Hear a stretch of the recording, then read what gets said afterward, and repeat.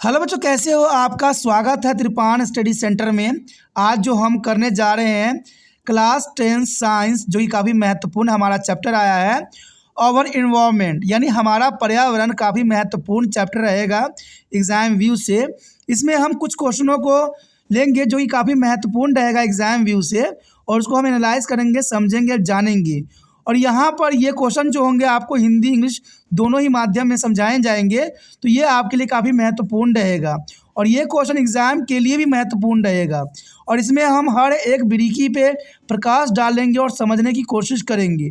और इन क्वेश्चनों को अगर आप अच्छे से समझ लीजिएगा तो एग्ज़ाम में काफ़ी हद तक आपको फ़ायदा होने वाला है। लेकिन आपको पता है, इन क्वेश्चनों को डिस्कस करने से पहले एक बात जो मैं हमेशा कहता हूँ, जिसको आपको सोचना भी चाहिए, विचार भी करना चाहिए और इवन अमल भी करना चाहिए, वो ये है कि जब भी वीडियो देखिए पूरा देखिए, क्योंकि अधूरा जानकारी सदैव खतरनाक होता है। साथ में एक इम्पोर्टेंट बात ये भी रहता है, अगर आप पहली बार वीडियो देख रहे हो तो लाइक शेयर सब्सक्राइब करना मत भूलना। क्योंकि दोस्तों लाइक कीजिएगा तो बनाने वाले का मनोबल बढ़ता है, सब्सक्राइब कीजिएगा तो इससे ये होता है कि जब भी मैं कोई वीडियो डालूंगा उसका नोटिफिकेशन आपको समय रहते मिल जाएगा। और देखिए, शेयर का मतलब ये होता है कि आपके थ्रू ना जाने किन बच्चों को हेल्प मिल जाए, ये आप भी नहीं जानोगे। इसलिए जो है आप शेयर जरूर करो, ठीक है। व्हाट्सएप स्टेटस पे भी लगाओ। दोस्तों एनएसएस सेंटर जो कई मानने में बहुत से बच्चों के लिए हेल्पफुल है, चाहे वो 8th क्लास हो, 9th 10th 11th 12th हो, चाहे वो एनआईएस बोर्ड के बच्चे हों, ठीक है, चाहे बीए एमए के बच्चे हो, सभी क्लासों के लिए कुछ ना कुछ जो है त्रिपान एनएसएस सेंटर में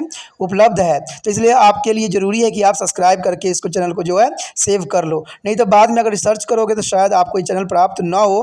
तो इसलिए सोचना नहीं, विचार नहीं करना है, सब्सक्राइब करके जो है अपने पास सेव करना है। दोस्तों ये तो बात था आपके लिए, लेकिन आप देखते हैं हमारा आज टॉपिक क्या है। Today we discussion most important chapter here, our environment. Class 10 CBSE NCERT here. This is an important chapter here. But next question arrive here. This is the most important for the exam view here. State the 10% law. That's an important question here. State the 10% law. Explain with example how to energy flow through the different topical level. You know that's important questions here. The state of 10% law. As we know that only 10% of energy is a transfer from the first topical level to the next, and 90% of energy lost their heat to their surrounding. Let's just understand with an example. You know that simply language, according to the 10% law, only 10% of energy is received by the next topical level.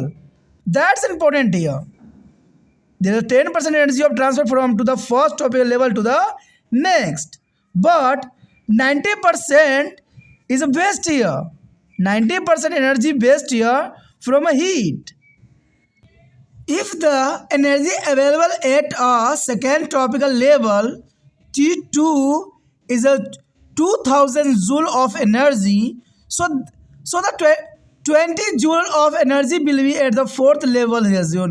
You know that the T4. Other example here, let us assume that is a plant or produce have a 10 joules of energy.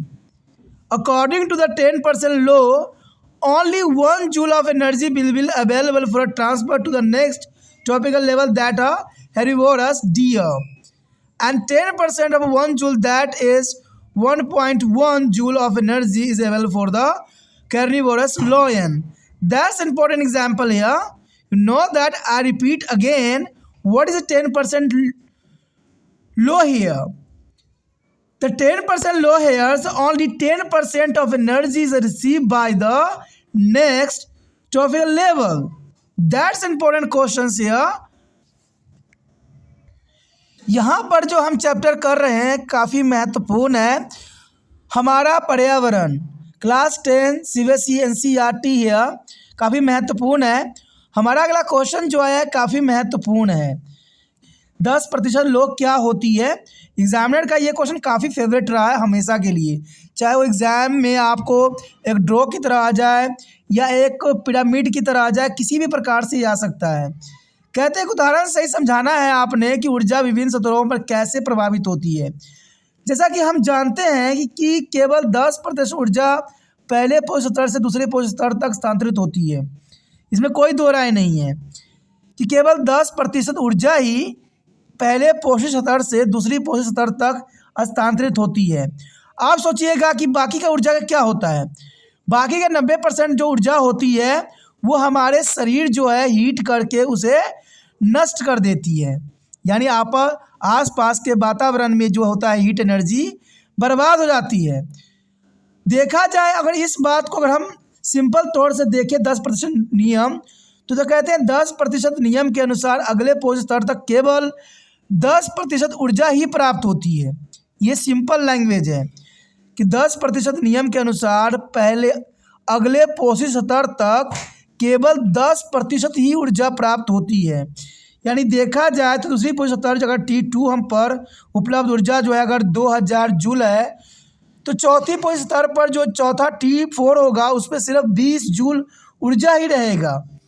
ये काफ़ी महत्वपूर्ण है exam view से कि देखिए अगर आगे की तरफ एनर्जी जा रहा है तो 10% ही आगे जाएगा, बाकी 90% ऊर्जा जो होगा वातावरण द्वारा जो बॉडी हीट प्रोड्यूस करेगा उसमें नष्ट हो जाएगा। सिर्फ 10% ऊर्जा ही आगे ट्रांसफ़र होगा। चलिए और भी एग्जाम्पल से इस बात का एनालाइज करने की कोशिश करें। आइए मान लें कि पौधा या उत्पादक के पास सिर्फ 10% ऊर्जा है। 10% कानून के अनुसार नियम के अनुसार केवल 10 जूल ऊर्जा अगले टॉपिकल स्तर पर यानी शाकाहारी हिरण में स्थानांतरित करने के लिए उपलब्ध होगी। 1 जूल का जो है 10% यानी 1.1 जूल ऊर्जा उपलब्ध होगी और मांसाहारी शेर के लिए ऊर्जा उपलब्ध है। तो जर्नल सी बात यहाँ पर देखा जाए तो 10% का रूल यही हमें दर्शाता है कि अगले पोषित स्तर पर सिर्फ 10% ऊर्जा ही आगे स्थानांतरित होगी, जो कि काफ़ी महत्वपूर्ण है। और ये 10% के रूल जो है काफ़ी महत्वपूर्ण है। यहाँ पर कई क्वेश्चन जो है इस तरह के आए हैं जिसके बारे में हम एनालाइज किए, हमने एग्जाम्पल के थ्रू और हमने फूड चेन के थ्रू भी इन बातों को समझने की कोशिश किया है। लेकिन 10% की ऊर्जा जो है काफ़ी महत्वपूर्ण रहता है एग्ज़ाम व्यू से, तो इसको आपको समझने की ज़रूरत है और इसको नोट करने की ज़रूरत है। यहाँ पर हमने 10% नियम के अनुसार जो है एक छोटा सा डेफिनेशन भी दिया है जिसके अंतर्गत अगले पोषित स्तर तक केवल 10% ऊर्जा ही प्राप्त होती है। तो ये भी 10% के नियम के अनुसार बहुत काफ़ी महत्वपूर्ण यहाँ पर आंसर बन जाता है। तो इसी के साथ हमारा ये क्वेश्चन ख़त्म हो जाता है जो काफ़ी महत्वपूर्ण था। आने वाला क्वेश्चन और भी महत्वपूर्ण है, तो आप बने रहे तिरपान स्टडी सेंटर के साथ। और जितना हो सके इस वीडियो को शेयर जरूर कीजिए, शेयर कीजिएगा तभी दूसरे बच्चों का केयर होगा। और सबसे महत्वपूर्ण बात है कि वीडियो स्किप करके ना देखें, वीडियो सभी देखिएगा तभी सारी बातें समझ में आएगी, प्लस सब क्वेश्चन जो है आप नोट भी कर पाओगे। तो ये काफ़ी महत्वपूर्ण रहता है, ठीक है। अगर पहली बार मेरे चैनल पे आए हो, पहली बार वीडियो देख रहे हो, समझ आ रहा है, अच्छा लग रहा है और चाहते हो कि और भी वीडियो आपको प्राप्त हो, तो जनरल सी बात है तो चैनल सब्सक्राइब कर लीजिए। सब्सक्राइब कीजिएगा तभी जो है आने वाला समय में और भी वीडियो आपको प्राप्त हो सकेगा, क्योंकि तिरपान स्टडी सेंटर 8th क्लास से लेकर MA तक के बच्चों के लिए एक महत्वपूर्ण प्लेटफॉर्म यहाँ तैयार कर रहा है जो आप लोगों के लिए काफ़ी महत्वपूर्ण रहेगा। इसलिए सोचिए नहीं, विचार रखिए, अभी तिरपान स्टडी को सब्सक्राइब करके अपने मोबाइल में सेव कीजिए।